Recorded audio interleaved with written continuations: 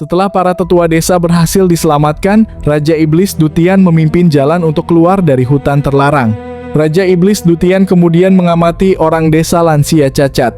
Ia heran kenapa disebut demikian karena bahkan ada beberapa orang yang tampak sehat, yang benar-benar cacat seperti si buta, apoteker, kepala desa, bisu, dan tuli, sementara yang lain sudah pulih. Namun kenyataannya, kecacatan sejati mereka bukan pada tubuh, melainkan pada hati. Kepala desa putus asa karena gagal menjalankan tanggung jawab. Apoteker menyakiti dirinya karena beban hubungan. Si buta jatuh bukan karena kebutaan dan matua tak mampu memaafkan diri atas kematian keluarganya. Nenek Si berjuang melawan benih iblis dalam dirinya.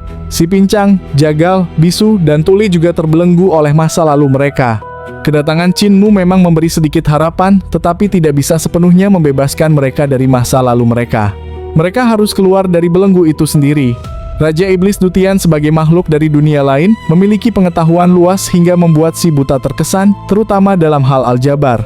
Mereka akhirnya mencapai ujung hutan terlarang, tetapi perjalanan menjadi sangat sulit hingga memakan setengah hari.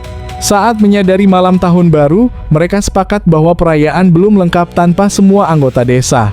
Jagal bersikeras mencari kepala desa, bisu, dan apoteker. Bahkan jika mereka sudah mati, mereka akan tetap dibawa pulang. Di depan mereka hanya ada desa tanpa kekhawatiran yang telah hancur di tepi tebing. Qin Mu terkejut melihat ada hutan lain di bawah, dengan pohon-pohon yang tumbuh secara tidak wajar.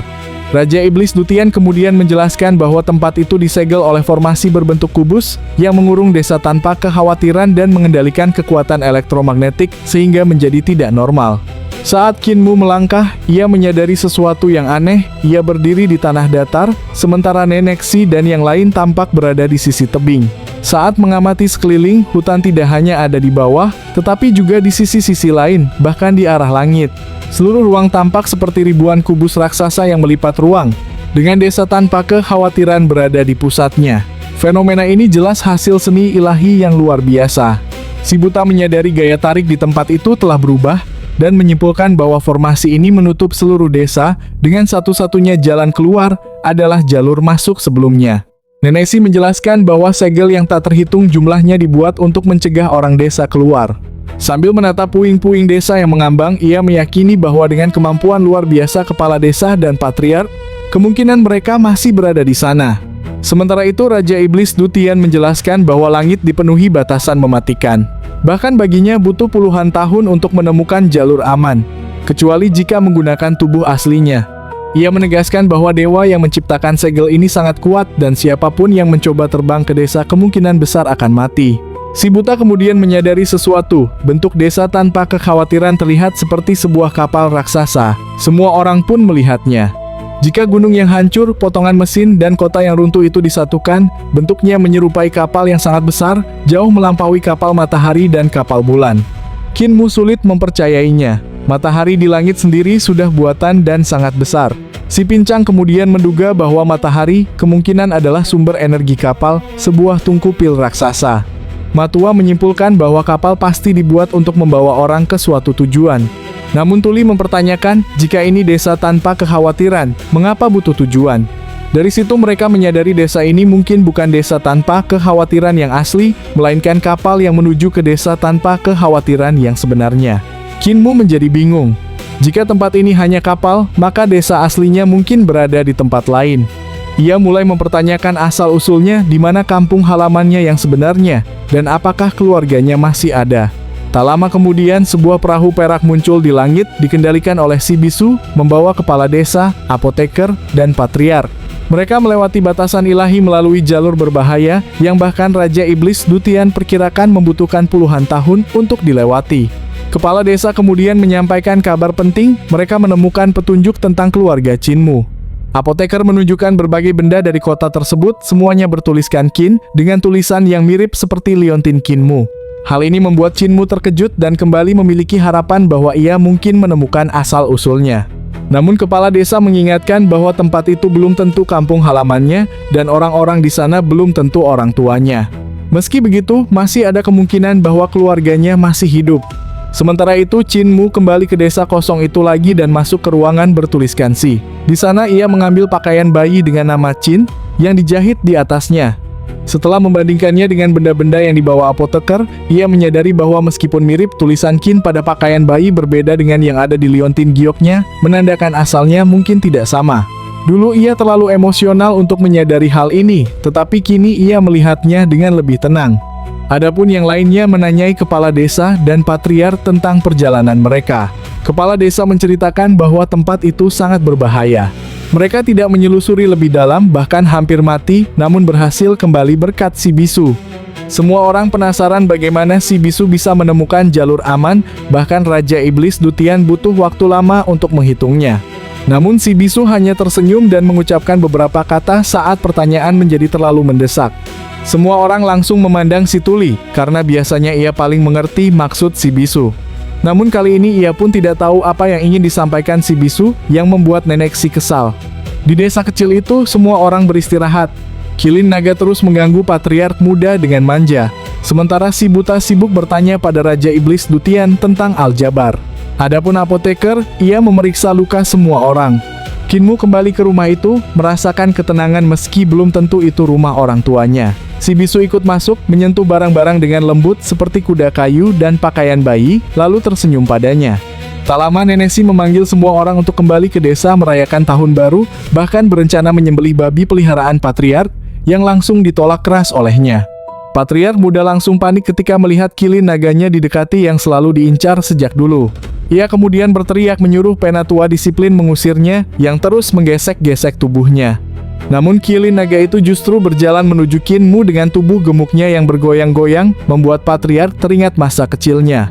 Ketika mereka tiba di kapal bulan, semua orang tertegun oleh ukurannya yang luar biasa besar. Si pincang bahkan berniat mencurinya, tetapi langsung dimarahi nenek si karena tidak mungkin membawa atau menyimpan kapal sebesar itu di desa. Setelah mendengar bagaimana Kinmu mengendalikan kapal tersebut hingga meningkatkan kultivasinya, si pincang menaiki kapal dan menyentuh pilar tanpa reaksi apapun. Ia menegaskan bahwa kapal bulan hanyalah misteri yang belum terpecahkan di Daksu. Saat mereka keluar dari penghalang hutan terlarang, pemandangan berubah. Salju menutupi tanah dan pegunungan. Kinmu sempat menatap ke belakang dan menyadari bahwa kapal bulan bersama segel kubus yang rumit telah menghilang. Yang tersisa hanyalah hutan luas biasa dan akan muncul kembali saat malam tiba. Kepala desa kemudian mengajak semua orang kembali ke desa untuk merayakan tahun baru. Setelah perjalanan 1 hingga 2 hari, mereka akhirnya tiba di desa lansia cacat dengan selamat. Kinmu, nenek si, dan Matua segera sibuk mempersiapkan hidangan dan menghias desa, menempelkan kertas merah berisi kata-kata keberuntungan yang ditulis oleh si tuli. Setelah semua persiapan selesai, seluruh penghuni desa berkumpul menikmati makan malam tahun baru. Suasana dipenuhi tawa dan kehangatan. Bahkan patriark muda dan Penatua disiplin ikut bergabung, menjadikan momen itu sebagai perayaan sederhana, namun penuh kebersamaan setelah perjalanan berbahaya yang mereka lalui. Keesokan paginya, patriark muda dan Penatua disiplin berpamitan untuk menjelajahi lebih banyak misteri di Daksu sebelum ajal menjemput. Setelah itu Raja Iblis Dutian menagih janji Kinmu untuk membebaskannya. Kinmu menepatinya dengan melepaskan rune segel di tubuhnya satu persatu, meski si pincang sempat ingin menahannya. Dutian lalu berkata bahwa dunia mereka berbeda sehingga setelah berpisah kemungkinan besar mereka tak akan bertemu lagi. Ia menyinggung bahwa umur manusia sangat singkat bagi makhluk seperti dirinya, bahkan saat ia mengingat Kinmu nanti, mungkin Kinmu sudah lama tiada, sesuatu yang ia anggap cukup menyedihkan. Kinmu tersenyum dan berkata bahwa ia masih bisa menghubungi Raja Iblis dengan teknik pemanggilan dari sekte Gunung Besar. Namun Raja Iblis Dutian menolak sambil tertawa, menganggap dunia Kinmu terlalu berbahaya. Ia menegaskan bahwa meskipun dipanggil, ia tidak akan datang, karena setelah kembali, ia ingin mencari dunia baru yang lebih aman bagi kaumnya. Setelah kepergian Raja Iblis Dutian, kepala desa kemudian memanggil Kinmu dan meminta apoteker memberikan sebuah cermin kepadanya. Di dalamnya terdapat peta menuju desa tanpa kekhawatiran yang sebenarnya, namun telah disegel olehnya dan hanya bisa dibuka ketika Kinmu cukup kuat. Ia menjelaskan bahwa tempat itu sangat berbahaya dan belum waktunya bagi Kinmu untuk pergi. Mendengar itu, Kinmu terdiam lalu bersujud. Kepala desa segera menyuruhnya bangkit lalu menyampaikan hal penting. Ia menambahkan satu lagi, ia menerima Kinmu sebagai murid sekaligus menyerahkan tanggung jawabnya sebagai penerus kaisar manusia generasi berikutnya. Kinmu bingung saat disebut sebagai kaisar manusia generasi berikutnya, karena menurutnya dunia sudah memiliki sistem kekuasaan sendiri. Kepala desa menjelaskan bahwa kaisar manusia bukanlah penguasa yang memerintah semua makhluk atau memiliki kekuasaan untuk bertindak semaunya. Gelar itu tidak memberi hak untuk menindas atau berperang sesuka hati, melainkan tanggung jawab, keadilan, dan kebenaran mewarisi segel dari generasi pertama sebagai simbol warisan tersebut. Ia menyuruh Qin Mu mengambil segel kaisar manusia di bawah tempat tidur. Setelah diambil, ternyata itu hanyalah segel besi hitam sederhana yang dianggap sebagai artefak suci. Tanpa upacara apapun, kepala desa langsung menyerahkannya, bahkan sampai memukul kepala Qin Mu dengan segel itu dan menetapkannya sebagai penerus. Qin Mu dan apoteker sama-sama terkejut karena prosesnya sangat sederhana. Kepala desa menjelaskan bahwa gelar ini adalah warisan tunggal tiap generasi, biasanya diberikan pada orang paling berbakat. Ia sempat menyebut guru negara lebih cocok, namun orang itu sudah punya jalannya sendiri. Ia memilih Qin Mu meski sambil mengeluh. Qin Mu justru tidak antusias dan menganggap gelar itu merepotkan, bahkan menyarankan agar diberikan pada orang lain saja, dan lebih memilih mempelajari ilmu pedang kepala desa. Hal ini membuat kepala desa marah karena banyak orang justru menginginkan warisan tersebut. Pada akhirnya Qin Mu setuju dengan setengah hati. Ketika Qin Mu membanggakan dirinya yang memiliki tubuh penguasa, membuat kepala desa hampir tersedak karena kesal. Qin Mu buru-buru memijat punggungnya, sementara kepala desa memilih berhenti berdebat karena terlalu lelah menghadapi tingkahnya. Tak lama kemudian, ekspresi kepala desa berubah serius. Dengan tatapan tajam seperti cahaya pedang, ia menjelaskan tanggung jawab kaisar manusia sebagai keseimbangan dunia yang menjaga batas antara manusia, dewa, dan iblis. Apa yang menjadi milik masing-masing tidak boleh dilanggar. Jika dewa atau iblis mencampuri urusan manusia, maka harus ditebas, bahkan sampai melawan surga sekalipun. Semakin kuat seseorang, semakin besar tanggung jawabnya. Namun mendengar tugas seberat itu, Qin Mu langsung melempar kembali segel kaisar manusia dan mencoba kabur. Kepala desa menggunakan chi vital untuk menangkap Qin Mu kembali. Kepala desa melanjutkan penjelasannya bahwa ia akan mewariskan ilmu pedangnya, namun pemahaman tergantung Qin Mu sendiri. Ia juga menyebut aula kaisar manusia sebagai tempat melihat warisan para pendahulu serta memperingatkan bahwa teknik itu bisa membuat dewa dan iblis memburunya. Sementara itu, Qin Mu tetap mencoba kabur hingga akhirnya berteriak minta tolong pada Nenek Xi. Namun Nenek Xi justru mengira Qin Mu sangat bahagia karena diajarkan dewa pedang nomor 1 dan terkenal pada masanya. Akhirnya Qin Mu tidak bisa lepas dan terpaksa menerima nasibnya dan menyimpan segel itu. Kepala desa mulai mengajarkan warisannya. Ia meminta Qin Mu menunjukkan teknik pedang menginjak pegunungan dan sungai. Qin Mu memperagakannya, namun sudah dimodifikasi dengan teknik spiral dari guru negara yang ia pelajari. Sementara itu, kepala desa terkejut melihat bentuk teknik dasar pedang yang diajarkan guru negara. Bahkan Qin Mu berkata apakah ia tidak menghormati gurunya dengan mengubah teknik tersebut dan apakah ia akan diganti sebagai kaisar manusia. Kepala desa memuji Qin Mu, mengakui bahwa tekniknya sudah berkembang jauh, bahkan menyebut guru kekaisaran Yan Kang luar biasa, mampu menciptakan variasi dari bentuk dasar pedang.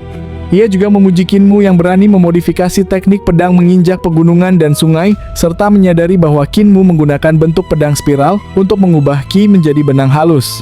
Kemudian kepala desa mengajak bertarung menurunkan kultivasinya ke tingkat alam 5 elemen agar seimbang. Qin Mu langsung bersemangat dan bahkan bercanda. Jika ia menang, apakah ia bisa lepas dari gelar kaisar manusia? Kepala desa menyetujuinya dengan santai. Qin Mu lalu mengerahkan seluruh kekuatannya, berubah ke bentuk penguasa Venus, mengeluarkan ki emas, dan melancarkan pedang menginjak pegunungan dan sungai. Serangannya sangat dahsyat, memunculkan bayangan gunung dan sungai seperti dunia nyata, bahkan menggabungkan jalur melukis yang ia pelajari. Namun saat dua teknik yang sama bertabrakan, kekuatan besar meledak. Qin Mu langsung kalah telak, tubuhnya terluka dan terpental, meninggalkan jejak lukisan di dinding akibat tebasan pedang kepala desa. Meski begitu, Qin Mu tidak menyerah. Ia terus bangkit, menyembuhkan diri, menganalisis kekurangannya, lalu menyerang lagi. Setiap kali menyerang hasilnya sama, ia terpental dan menghantam dinding berbeda, meninggalkan pola gunung dan sungai yang unik setiap kali kepala desa bergerak. Bahkan si bisu yang melihat dari kejauhan hanya tertawa diam-diam melihat kegigihannya. Qin Mu tetap keras kepala, terus memperbaiki tekniknya dan berteriak sekali lagi. Meski berkali-kali menabrak dinding desa lansia cacat, hingga hampir semua dinding dipenuhi jejak gambar gunung dan sungai, kecuali rumah Nenek Xi. Saat dia mencoba lagi, ki vitalnya habis dan dia baru menyadari betapa besar selisih kekuatannya. Ia kalah telak dari kepala desa, baik dalam teknik pedang maupun ki vitalnya. Meski begitu, kepala desa dengan tenang menyuruhnya beristirahat sampai ki-nya pulih. Kinmu pun segera pergi berlatih teknik eliksir tubuh penguasa tingkat 3. Perlu diingatkan kalau cerita ini berasal dari novel, tentu saja akan ada perbedaan dari video aslinya. Terima kasih sudah menonton, sampai jumpa di episode selanjutnya.